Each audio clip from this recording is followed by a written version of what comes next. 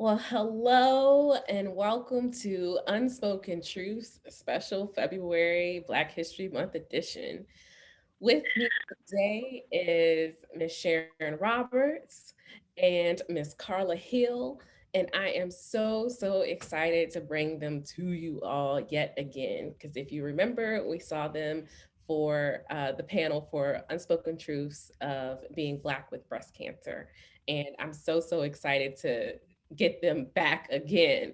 And so I would just like to pass it off to Carla and Sharon for you all to let the people know a little bit more about you.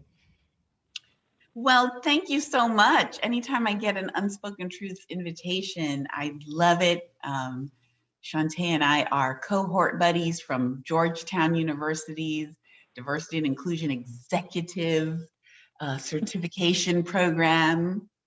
And we had a wonderful time getting to know each other. But we discovered there are other aspects to us. So for me, I'm leaning into me being Carla Hill. I'm a Black creative. I have been in community engagement for probably 13 to 15 years.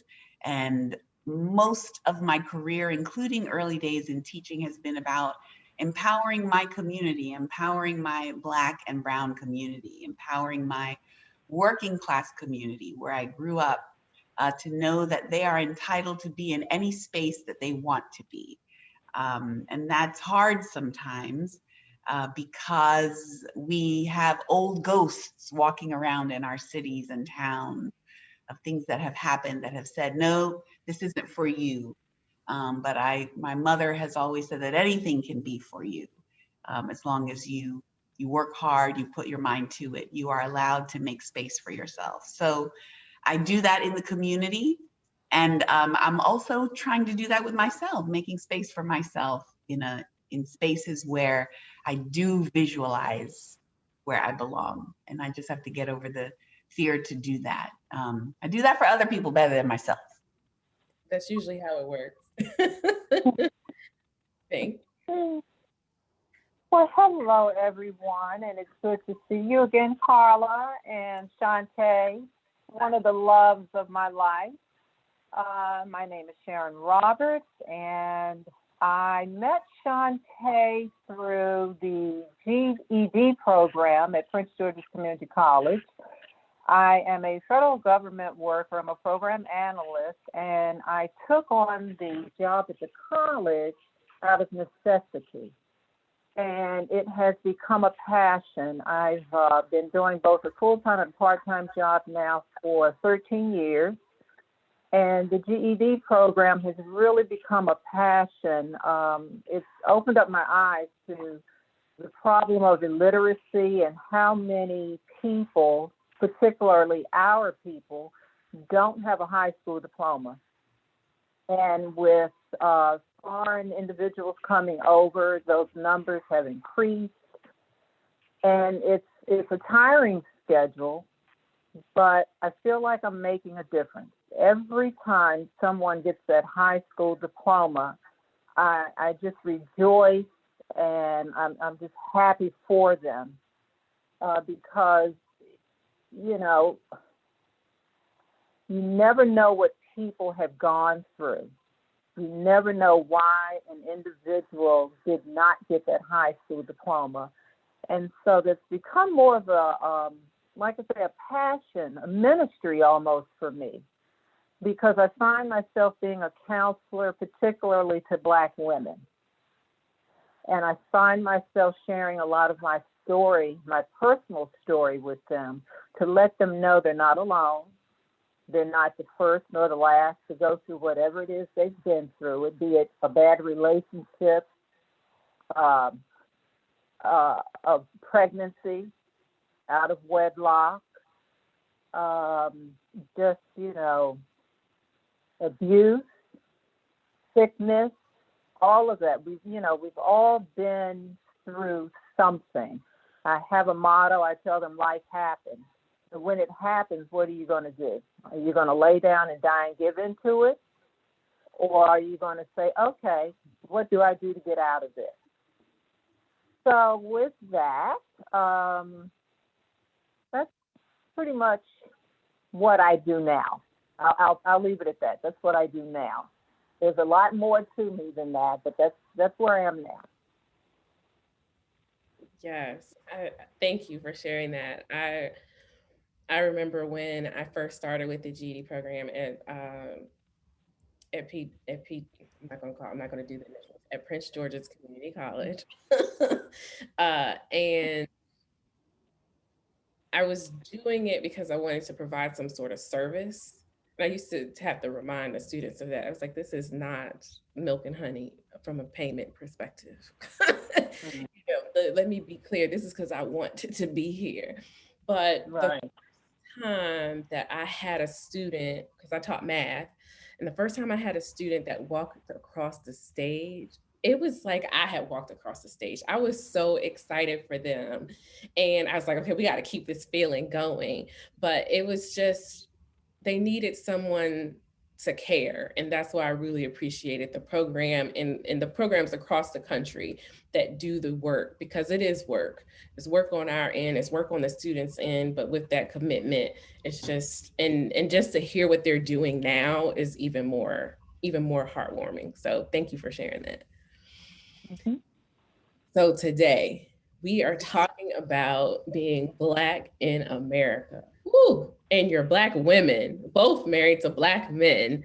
And so I'm just so excited to hear about your experiences, because I think that it's really important for people to hear and to see what our Black experiences are. And they're not always negative. They're not always something that is going to make a headline, but they are real and they're shared. And so I'm so excited for that. You know, you bring up something that I brought up in my main job as a diversity practitioner, and I posed the question to the institution I work for, and I said, as we enter Black History Month, it is important that we acknowledge the pain of slavery and how it still affects us today.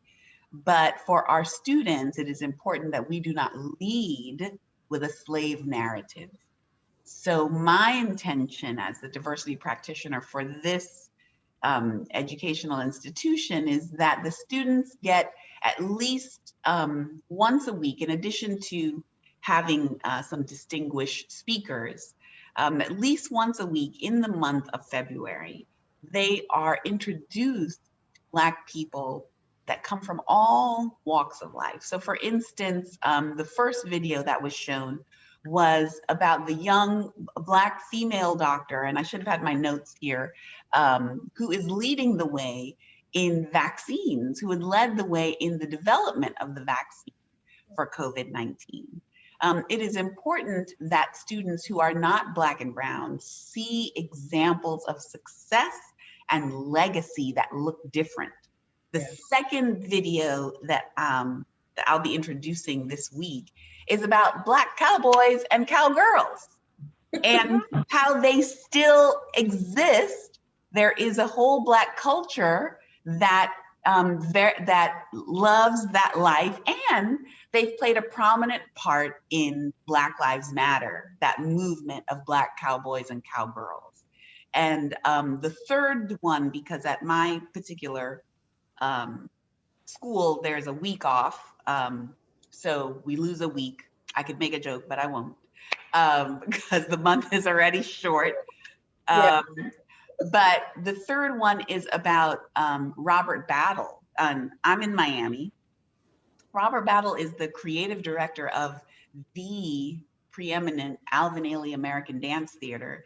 Here's this Black man, again, a man in dance, a Black man in dance, that is evoking all of these emotions and has taken on the legacy of such a huge company. He grew up in a part of Miami called Liberty City, that is still predominantly Black, but depending on where you live, you probably have experienced a highway by the name of I-95.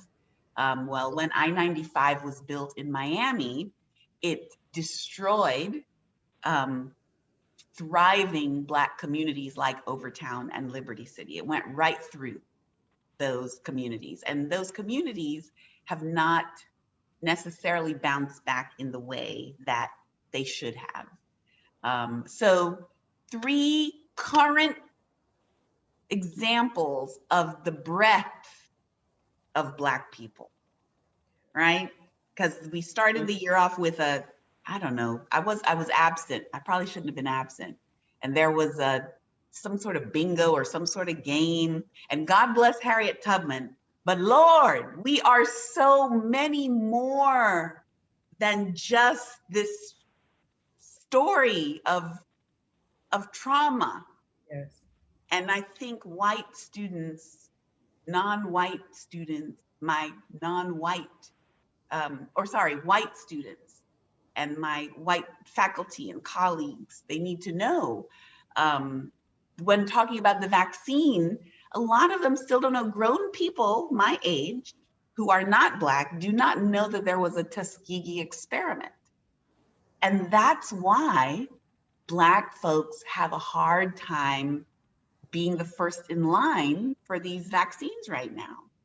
And the Tuskegee experiment didn't happen in the 1800s. That was just mid 20th century. There are people still alive who felt the repercussions of that.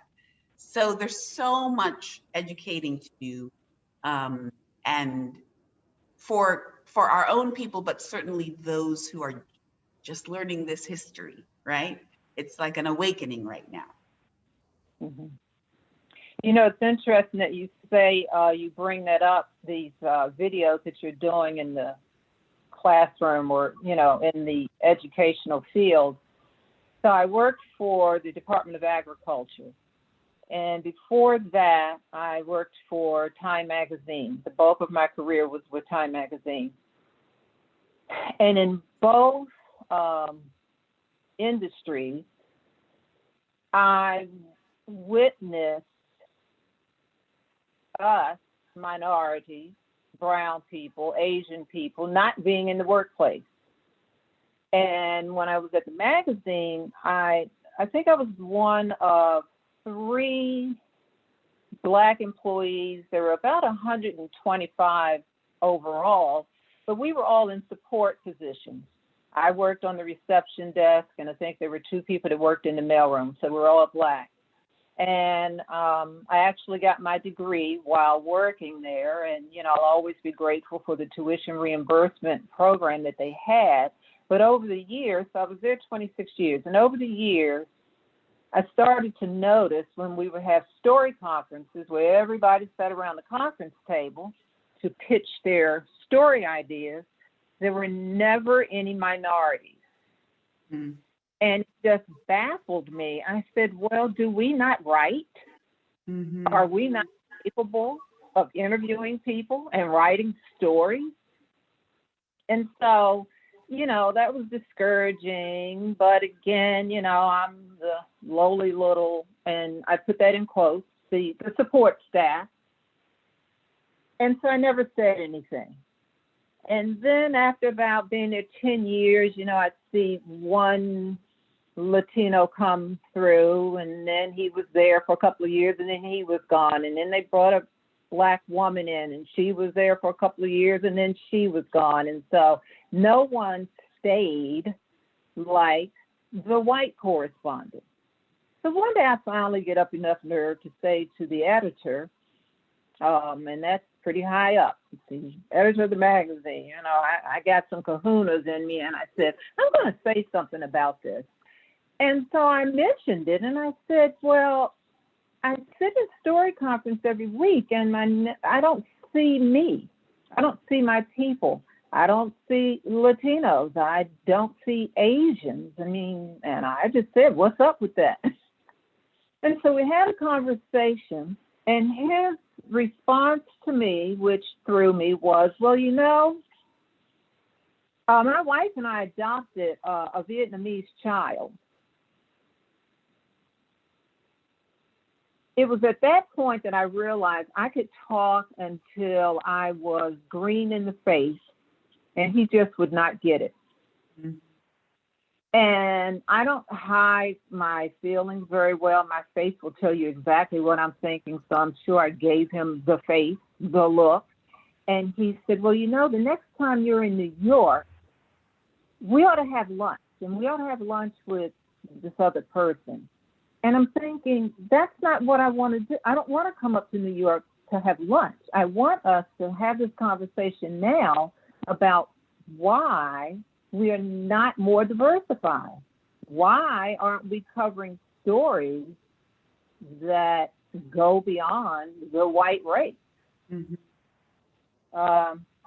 So, It's needless true. to say, Because yeah, for a while, the way that I'm approaching Black History Month also is that we have to remember, or if a few years ago, I had to be reminded that Black history is American history. Usually when we get to Black History Month, they push it off to, okay, Black, here you go, please. There you go, do with it what you want. Oh, February 29th, okay, thank you so much. And then we revert back to what we were doing before. The regular But history, yes, what we go Black back. history is American history. And the way that we study all other things American that have happened is the same way that Black history has to be looked at. It has to be enmeshed into our consciousness, into what we feel is important to be taught.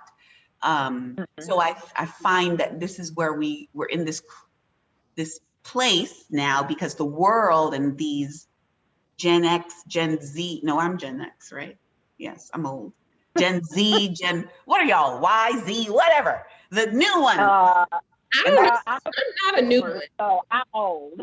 That's so anti-DEI practitioner speak. I know. One of our cohort members was going to give me pow pow. What I love, though, is their energy, and they're like, no. I just found out that this is really the story. So we need to share this. Earlier, before we came on to talk, we were talking about, Chantée has her own line of merchandise coming out that celebrates Black people, Black women, empowering us.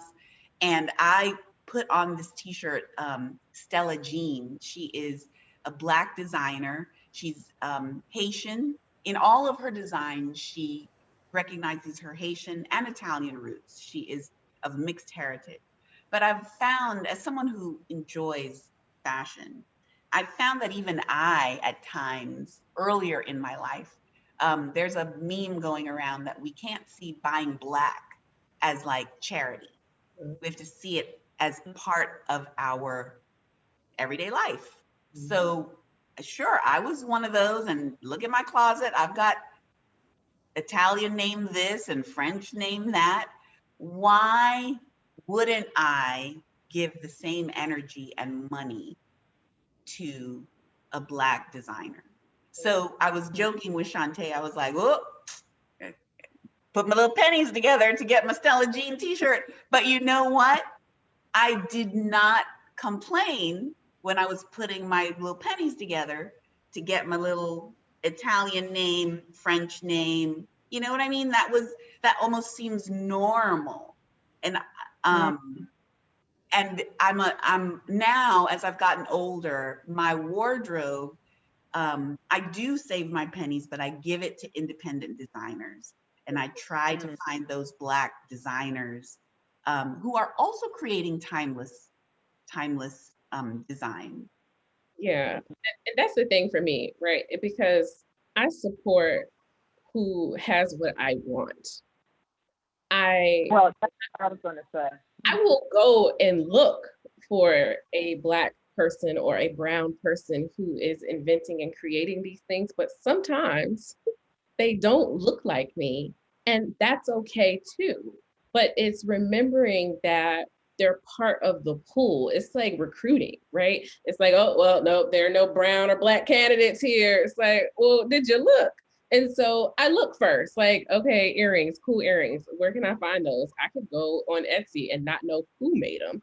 Or I could look a little deeper and find someone who has put in the effort and the time. You know what I mean? And so when when I hear people say, "Oh, well, you got to buy black," it's like, hold on, wait a minute, because there's some things that aren't, and I would love, if anyone from Tiffany's is listening, I would love for Tiffany to highlight a black designer for a piece of merch, because those coins I would put together quickly.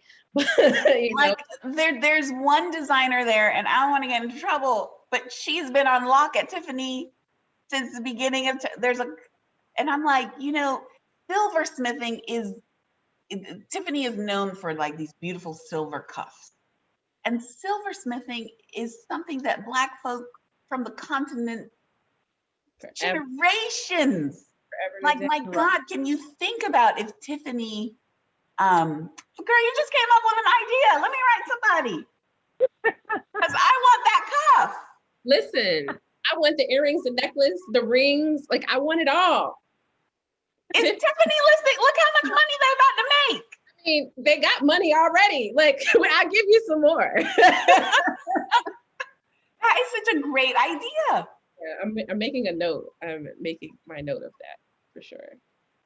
Yeah, because that's now I'm going to play, for lack of a better term, I'm going to play devil's advocate and say I am not one of those Black people that go for a particular designer. I don't care what color you are. I buy because I like what I see. Now, that doesn't mean that if I'm introduced to a Black designer, I'm automatically saying, oh, well, you're not Tommy Hilfiger or Michael Kors. I'm just going to dismiss you. But I just don't put a lot of stock in a name, if that makes any sense. I just buy what I like. Now, if it happens to be a name, great. But that said, I also don't go out seeking Black or brown designers. Now, again, once I'm introduced to someone, sure, I'll look into it. Just like Carla, I love that shirt. So I will be looking her up. I may have to have a yard sale to pay for something. And Chantée knows I could afford to have a yard sale or two. One of those first lady hats you got will get you that Stella jean. But what is important is that Black voices are being included in this discussion, because Black people have been shaping culture for so long. When I think about, I got such a chuckle from Justin Bieber when he did not get a Grammy nomination for Best R&B record this year. And I went, look at this little kid. He's a man. If you're watching Justin, I'm not trying to disrespect you. But I said, this is a kid that was nurtured by Usher. And he is looking to make and wants to be recognized as an R&B, rhythm and blues. Like, that is the blueprint of Black people invented that. And I got such a chuckle when he was like, this is one of the best R&B albums this year. And I went, oh, but then I went, mm-hmm. Yeah. But let's go back. Yeah, we invented it, but they took it from us then, and they're still trying to take it from us. I mean, the cycle just never ends. Well, and I had a conversation with somebody about this, that because they were talking not about R&B, but around hip hop and around how rap music is in the industry, and no one wants to listen to it anymore. And I say no one when I'm speaking of like older millennials and up, because we want to hold on to a different rhythm and a different way of the music. And I say, and they were like, oh, we Black people have to change. And I said, well, we are also not the major consumer. And so when you think about that and you think about the industry, I think that that's something that we as Black people, brown people, non-Black and brown people need to understand, is who is the consumer of a product and why is it marketed the way it is, right? And so because in order to that they take our things, like think about Elvis Presley. Think about his relationship with R&B music, with really like taking and tweaking our music to make it fit his audience, right? Mm-hmm. But think about who his audience was. Mm-hmm. Mm-hmm. You know? Right. And so it's just to me when I think about those things, it's like, yes, people are buying Justin Bieber, but the people that look like him. And Mm. Justin, if you're listening, earlier, Justin, I was down for it. And then, This is no disrespect. But I want to go back to something that I said in the beginning. Also, Black people, we have to give our Black people the opportunity to change and shift and grow as well. One of my favorite artists of all time is, aside from my soca music of my Caribbean heritage, is Prince. And when you look at him, when he came out with great couple R&B albums in the late 70s. But then he started adding more rock influence, more punk influence. And even Black people would say that he wasn't making Black music, but he was just growing and shifting. And we have to allow for that as well. One of the younger artists that I enjoy is Tyler, the Creator. He is so out there and saying, yes, I'm a Black man, but I also can these produce this kind of music, express these feelings. Oh Lord, and I'm gonna forget the rapper's name, which is showing my age here, but uh,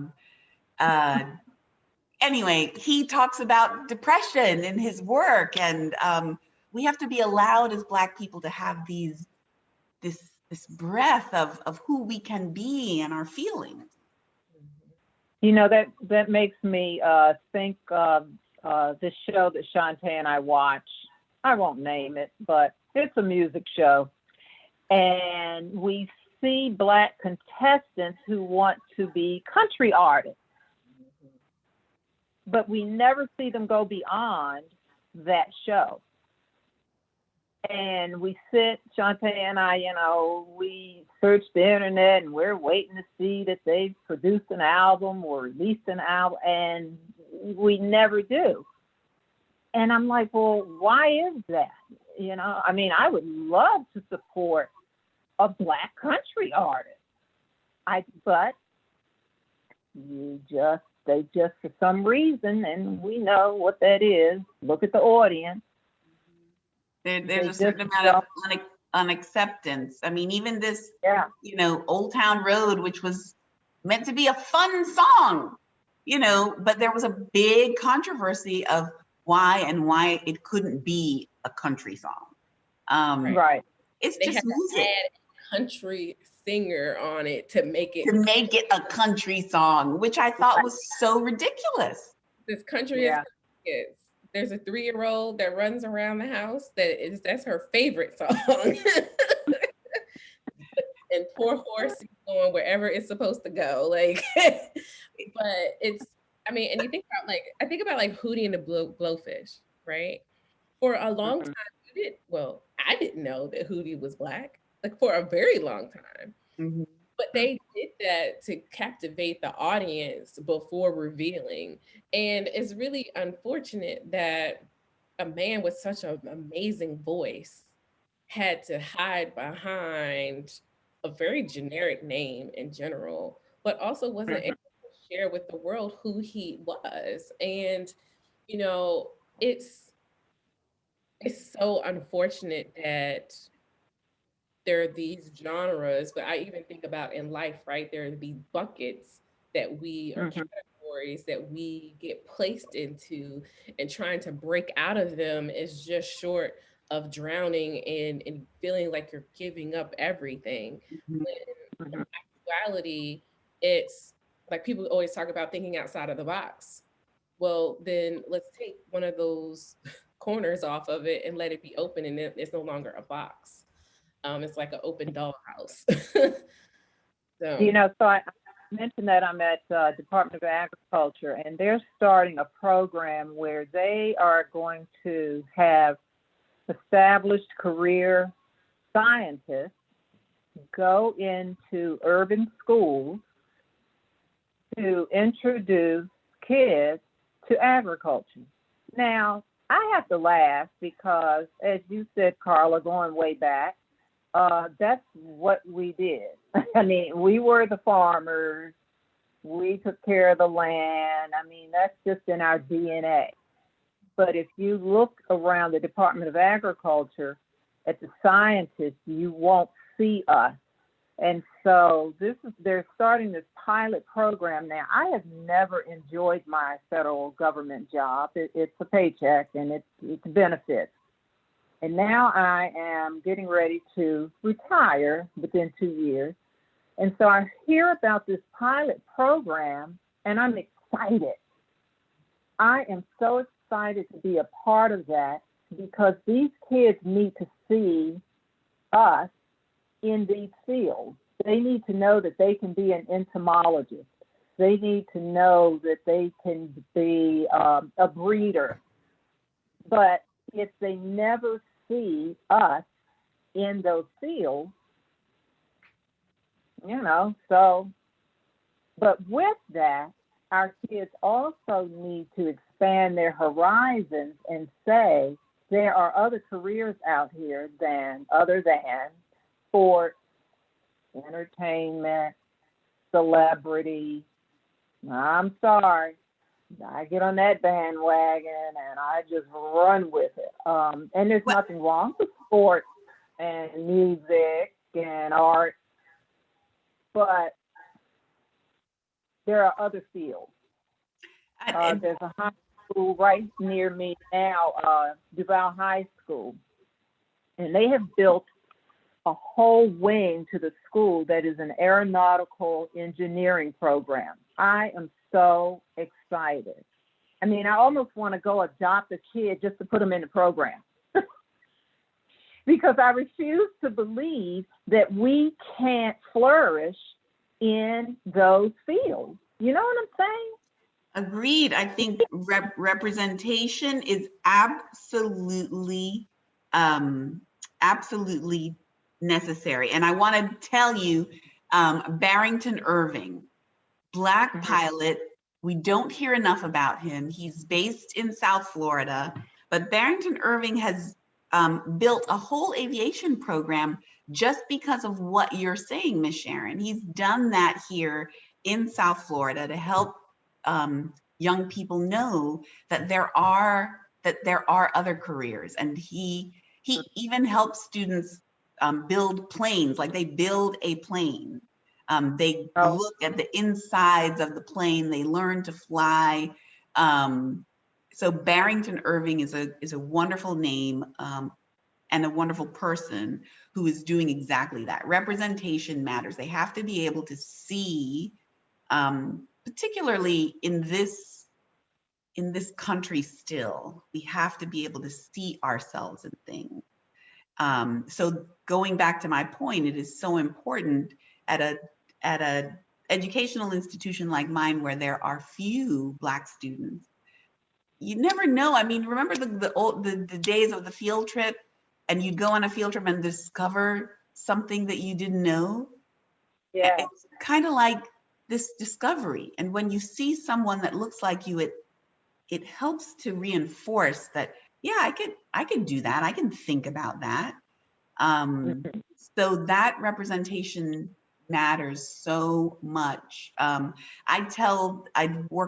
do a lot of work in the creative space here in South Florida. And when I used to do career days, I'd be like, being Beyonce is fantastic. She, yes, girl, do your thing. But then I would tell them, I say, guess what? The lighting guy for Beyonce, he's going to be working forever. Girl, one day, Beyonce is going to have to come out in a chair like those old chanteuses. That's what I want to be like, with a cigarette, and she's going to be like, this was my hit. uh, if you like it better, put a ring on it. You know, she's going to be doing that.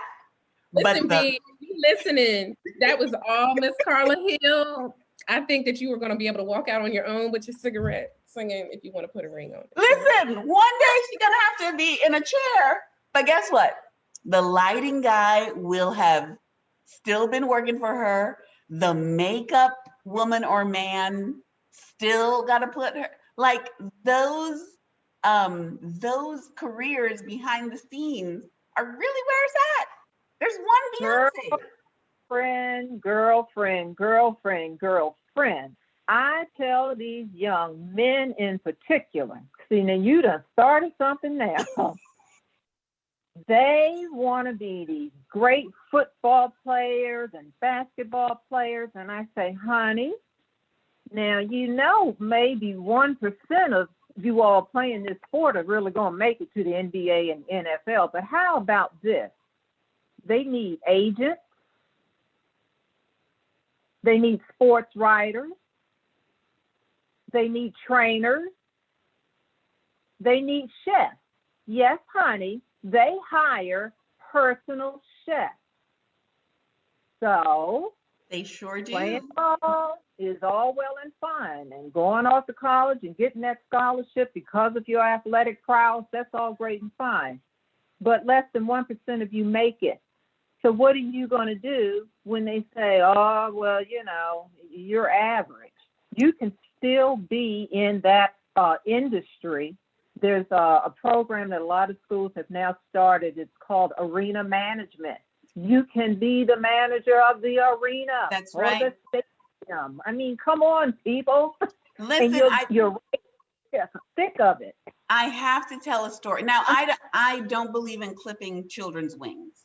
You want to aspire to be a singer, whatever, football player, do it. But have a backup plan. That's all I'm saying. Well, you know, Miss Sharon, I'm one of those artsy people. I'm like, just go join the circus. That's me. I don't see, look at the face. That's where I don't do backup plan, but I do say, I had to share a story about my brother-in-law who did exactly what you said, Miss Sharon. He got a scholarship from Jamaica for track. He went to, I don't want to say the name of the university because I don't want to make them feel bad. Although I don't know, in this day, no, I don't want to cancel culture nobody because it's my university too. But anyway, he got the scholarship and he told coach, whoever advisor, he was like, yeah, after this, I'm going to medical school. And they laughed at him. They saw this black guy and you know, it was worse in the 80s and the 90s. They just use you. You get injured, okay, next. And they were like, there ain't no athletes that go to medical school. Particularly, you know, in their head, there's no black athlete that goes to medical school. Well, I'm here to tell you that he is a surgeon in this United States of America. And he said, okay, right. He did his track bit, took their money and used it for what he was supposed to use it for. Get an education. And then he was like, oh, I'm not going to medical school. All right, well, let me show you.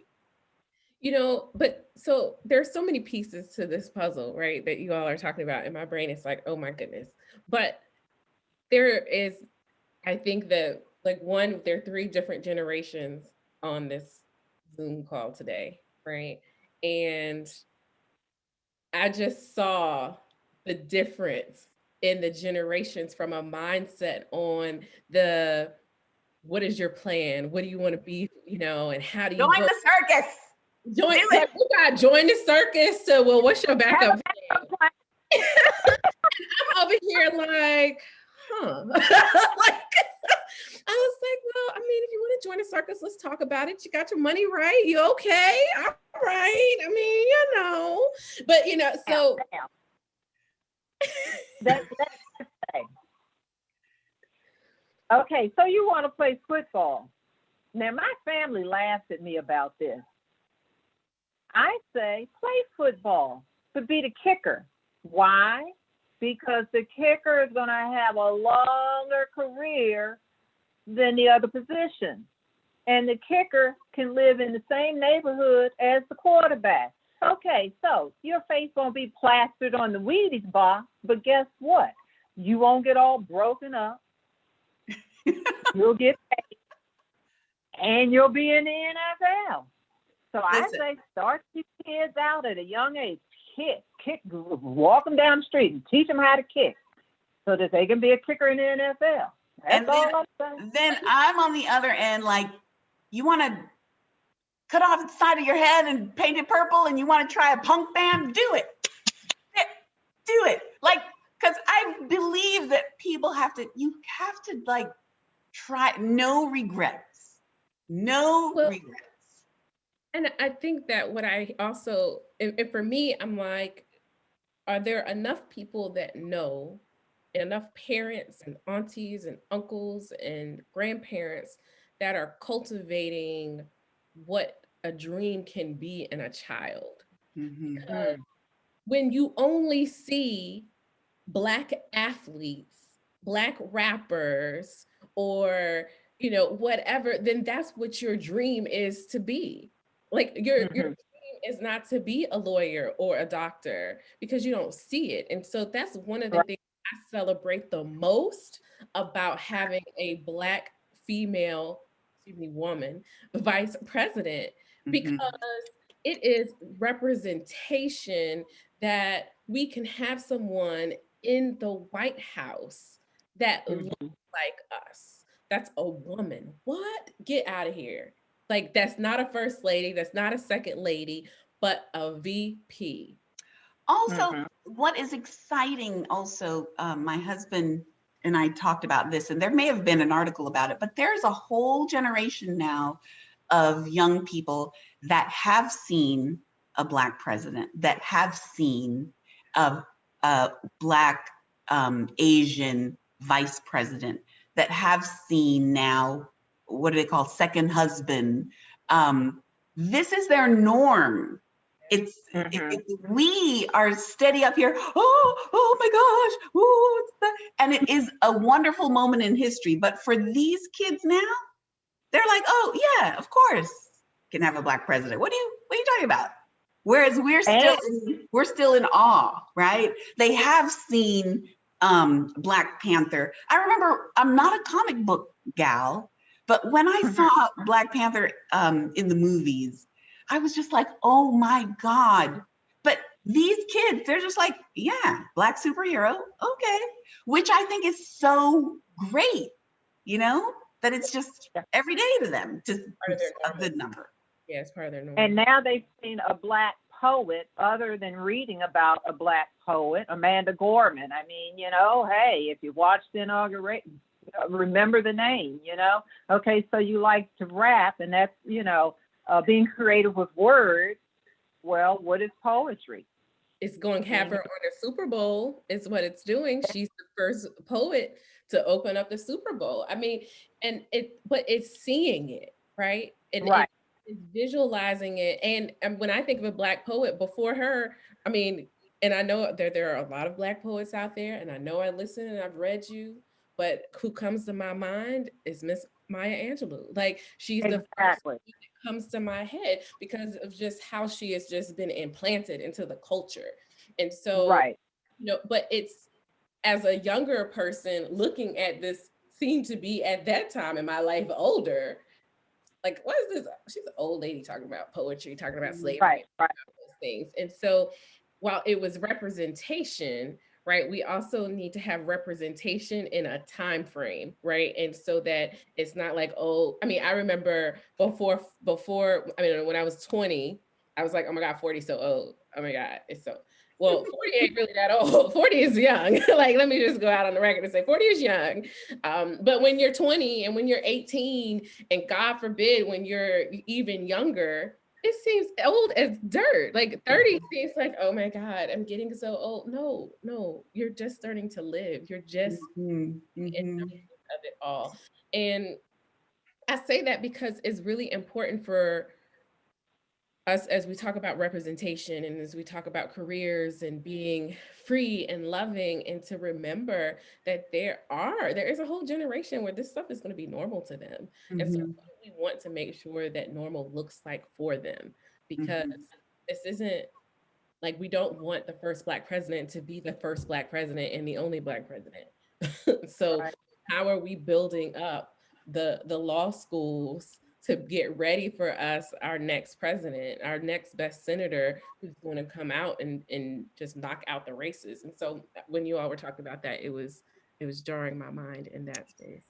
Weird. I'm looking at some of the, in order to do that, if we're talking about real inclusivity, I'm looking at some of the top, what the nation, what the world considers the top universities, the Ivies, that, et cetera, thinking about no longer doing standardized testing to get into their universities. And I totally see where that could begin. I didn't say it was the panacea, but it could begin the real inclusivity, because there are so many students that have the upper hand, that have been training for this moment. They have the tutors, they have it in their prep schools. And some of our communities don't have access to that, or they don't have this sort of like, okay, by the third grade, you should be blah, blah, blah.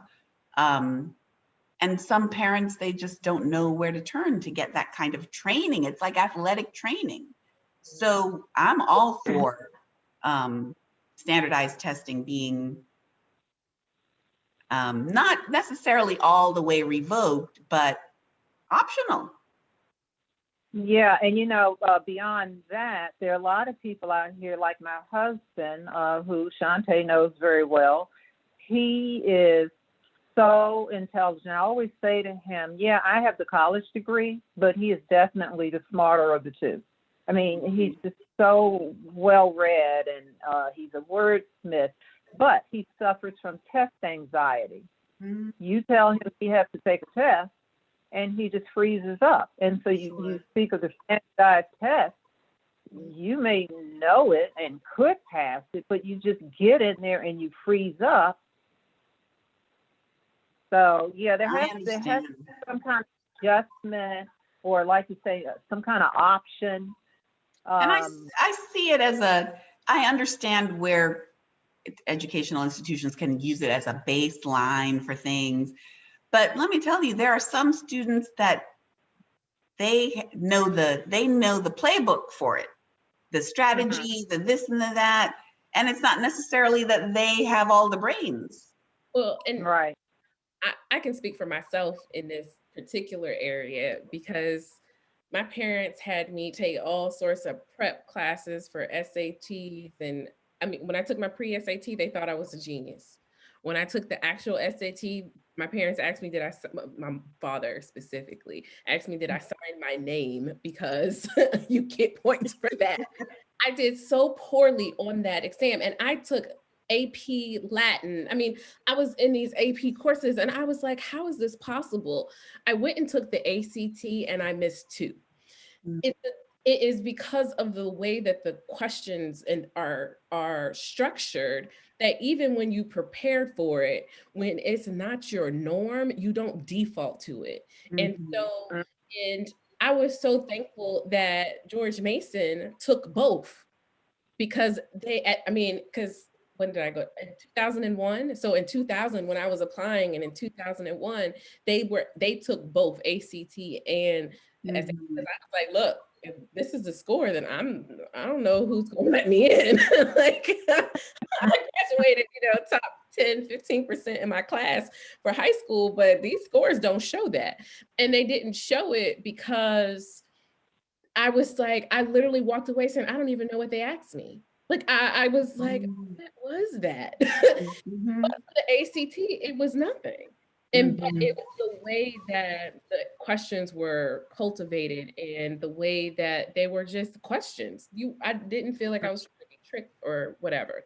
And I say that because I used to say this to my GED students. It's like, it's not about how prepared you are for an exam. It's about how well can you pass when it's sitting in front of you on that day. And so I used to drill them on practice questions so that they can start getting their mind around what does it look like. Because especially in math, when you see a problem statement, it could throw your whole day off. And I'm like, let's just dissect this and let's really get to what the question is. And so I've taken that with me, I don't know what, 20 some odd years later, because it was so traumatizing. And so when I hear that colleges are still baffling with what to do with it, it's very concerning, because the research has shown us the bias, the level of bias that those tests have. And here we are in 2021 still talking about their validity. Mhm. But now, because the pandemic has affected everyone, now it's kind of like, I always go back to this very Miami example. Grew up in Miami. I was listening to Two Live Crew at the school dance when I was 11 years old. Nobody was worried about me and my moral way in the world. But then some prep school kid turned it on in his fancy house, and oh, Two Live Crew now is the devil. Nobody cared that this Black girl was dancing to these lyrics at the school dance. I mean, I didn't know what it was. I just liked the beat. We were talking about that earlier. I don't know. Yes, but now that it is affected, now that we're in this pandemic and everyone is catching their tail, now, that is happening. Oh, systemic what? Oh, we Black people have been, I don't know, like I analyze now, I don't even know how we get up and go to work sometimes because of, and I think sometimes that white colleagues don't believe that it can be a matter of getting up and you sit on the edge of the bed and you got to get your mind together to go into the world. Yeah. I just don't think people believe that. But it is the truth. And this is pre-pandemic.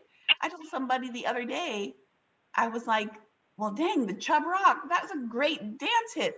But even in Chub Rock's music, he's talking about, don't forget Yusuf Hawkins. Yusuf Hawkins was a Black young man who was sodomized by police over some foolishness in New York City in the 90s. Even when we were in the club in the late 80s and the 90s, Chub Rock making this party song inserts to young Black people, don't forget Yusuf Hawkins. Wow. Like, we can't even party and not have some mourning in the atmosphere. So Let me ask you, ladies. So I mentioned that I work with the GED program, and we want our kids to be exposed to all the possibilities. Well, I started there 13 years ago, and we were there in large numbers. Over the 13 years, I've seen that number decrease. And I just want to ask you, one, why do we feel it's not important to get the most basic education? Like I say, this is a free program. There is no fee for the general GED program. You come in, you register, you take classes. And over the years, our numbers have just dwindled. And what you see now are English as a second language students coming in. And it just hurts me to see that we don't think it's important. And, I've talked to, over the years, I've talked to a couple, I remember these two kids, boys, and they had come to register, and they were supposed to be in class, and they're hanging outside smoking, and I'm like, young men, you're supposed to be in class. One of them, you could tell, wanted to be in class, but he was following his friend. And his friend says, oh, we don't have to go in that so-and-so class. Well, then the little follower followed the leader, and they didn't go to class. And that's just one example. But what do we do with our young people that don't see the importance? I mean, this is a free education. When I was coming up, yeah, I'm going to talk about being old, Chantée. When I was coming up, you didn't have a choice. You know, you didn't like school, but you didn't have a choice. You went to school. It was understood. You start in kindergarten or preschool and you go all the way to 12th grade. Now, what you did after that, like in my household, we weren't encouraged to do anything past high school. I just happened to get in a program that encouraged me to go past high school. But why can't our kids see the importance? Help me understand. One thing, and I know Chantée want to kick us off this Zoom because we get into our conversation is like too hot. But I think this is Black America. I mean, you know, one of the challenges I think is I'm learning is that they believe the internet too much. They believe in likes and Instagram modeling, and they just believe that life too much, that success there. They believe the successes of who they're following. There's no, and I don't want to say that it's all young people, because even adults fall into it too. You're seeing, you know, your friend at brunch every weekend, you know, that's not real. You don't see them when they're curled up in the bed and they just don't feel like going out. Like there's no emotion, levels of emotion. Everyone is at brunch or in Dubai every weekend, or I mean, heck, they're in Mexico during the pandemic. I'm like, what are y'all doing? It's not vacation time. I think that there is a real, I don't know, people aren't seeing real life and internet life. Well, and I also, I think is a part of that, but I also think that it starts at home, right? And we don't, for example, when I used to teach in the program, there was no option not to be in my class because I was just not that, I was not that friendly about it.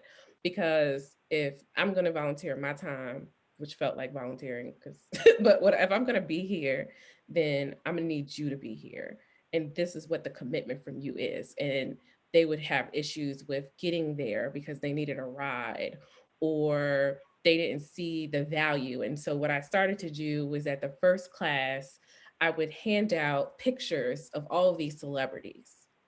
And and then I would ask them, what do you think that that celebrity has in common with you? And they were like, nothing, nothing. Or they'll be like, oh, they're Black, they got long hair like me. You know, they would go through all these things. And I would say, nope, that's not what I'm going for. Tell me something else. And they would go through everything they could. And then finally, I said to them, after they had exhausted all resources, I said, they have their GED, right? Because we all have some challenges. And so whether it's you missed too many days from school because somebody in your family was sick, or you moved here and you couldn't read, or if, you know, you were a delinquent and the courts kicked you out of school, you still have an option and an opportunity to change your story. That's just your narrative for then. What is your narrative for now? And it's part of them seeing more for themselves. But when your mom is calling saying you need to leave class early, I can't fight that. Because she's the one that you live with, and she should be cultivating you to think yeah. at least this space is something that's important for you. And so I say that it goes back to being in our households and what we're teaching. And if it's not our household, what are we visually and what are we taking in? Right. And so that goes back to what Carla was saying about, you know, the social media and the likes and living in the life. That's all cool. But what did those people have to do to get there?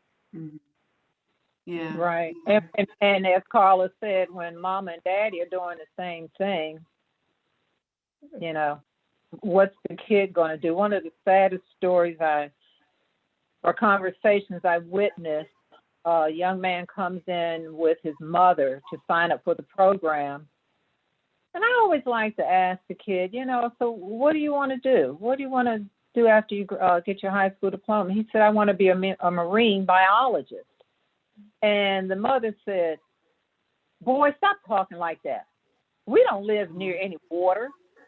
And I thought, what is she saying? I wanted to just look at her and say, shut up. And so I said, well, that's great. I said, you could possibly be like the first. I said, I don't know any marine biologists, but you could become a marine biologist and I could say, oh, I know him. But the mother is still standing there saying, oh boy, what Black person's going to be a marine biologist? You don't live near any water. And you could just see the disappointment. I mean, he just kind of deflated. Yeah. And I just wanted to pick up something and hit her upside her head. And so then I wonder about this kid. He got some violent tendencies in there. Girl, I'm from Southeast DC. Yes, I just labeled myself. But anyway, but yeah, I mean, and I always think of that young man. And where did he end up? And all because his mother just shot his dream down. But she was comfortable enough to shoot his dream down in public. Imagine what she's doing to his dreams in private. And that's kind of my theory about not clipping wings and join the circus. I know that my immigrant mom, when I was like, well, I want to be the chanteuse, right? She kind of buttoned her mouth and she just let me be this creative kind of bohemian child, knowing with her faith that I would land in the right place. So that's what I mean when I say don't clip wings. You know what I'm saying? Just go with it because you don't know where it's going to lead. And I mean, and it shows the level of education. And I mean that not from a high school or whatever, but just a knowledge education of the mother to think a marine biologist needed to live by water. Right. Mm-hmm. You know what I mean? And so it's like, maybe you should sign up too, because you might learn something. But it's, I say that kind of jokingly, but not really. But it's, what are we putting out there, right? So that because to say that Black people don't do that, do you know that? There's someone who is, and I'm doing 28 days of Black history. And so I'm going to find the first Black marine biologist because I know we got one. Oh my gosh, what? Oh, please. Please, they're out there. They're so out there. There's a young woman. Y'all talk. I'm going to find her name. There's a young woman who does exactly that. She's Black young woman, and she loves the sea, and she encouraged science and marine biology. I'm going to find her right now. But I say that to say, like, Ms. Sharon, there's so many things that parents and guardians don't know, and that they try to come from a space of protection, but really they come from a space of isolation and narrowing. And I can imagine as a mother saying to her son, this is not something that's going to pay your bills, and so we need to think of something that's a little more concrete, right? Instead of saying, well, let's explore what that looks like so that you know your steps to get you to becoming a marine biologist, right? And it's that shift in mindset and how we have conversations with our kids and have conversations with their friends. I mean, I asked Riley, my boyfriend's 3-year-old, what did she want to be when she grew up? And she looked at me like I was crazy and said, a unicorn. And I said, okay, well, let's go with it. I said, okay, well, what's that look like to you? She was like, hold on. And she went and got a couple unicorns and she said, it looks like this. Go with it. I said, okay, I would check in with her in another couple months to see if it's still a unicorn. But it's showing and letting them think about, well, what is possible. Yeah. I have your Black marine biologist, female, Danny Washington. D as in David, N as in Nancy, N-I Washington. Science communicator, ocean advocate, first Black woman to host an American science TV show. Co-founder of Big Blue and You. Ooh, Cool. all right. Danny Washington. I work with a young lady. She's a single mother of a young boy. And let's see, when I first met her, he was 5. He's now 17. Mm. And so over the years, he's had a few things that he wants to do in life. He likes to draw, and he was trying to, I think he was in his choir at school at one point, and then he said he wanted to be an engineer. And so I said to him, oh, okay, that's cool. I said, what kind of engineer do you want to be? And he said, well, I don't know. And I asked him to do some research and write a paper on all the different types of engineers. And then just, I want to read it next time you come in with your mom. Well, I guess he was about 10 or 12 at the time. And since then, I found out he likes to sing and he likes to draw. And every year I say to him, I haven't gotten that paper yet. When are you going to write that paper? And I love the mom dearly, but she kind of chuckles. But I also blame her because she didn't reinforce what I was asking him to do. So as he's gotten older, I said to him, you once talked about being an engineer and you liked music and you like to draw. I said, you could combine your passions with wanting to be an engineer. Find the type of engineer where you could do or use your art, your love of art and your love of singing or music. I don't know where he's going to end up. He's a senior now. But again, it's just frustrating to see a kid that has potential. You try and encourage. So, Carla, no, I don't shoot down all the dreams. But but to just see the kid just kind of do nothing, it just breaks my heart. So, as we draw to a close,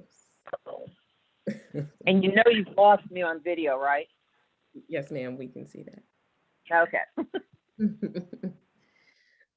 So as we draw to a close, what would you all like to leave our lovely audience with? Man,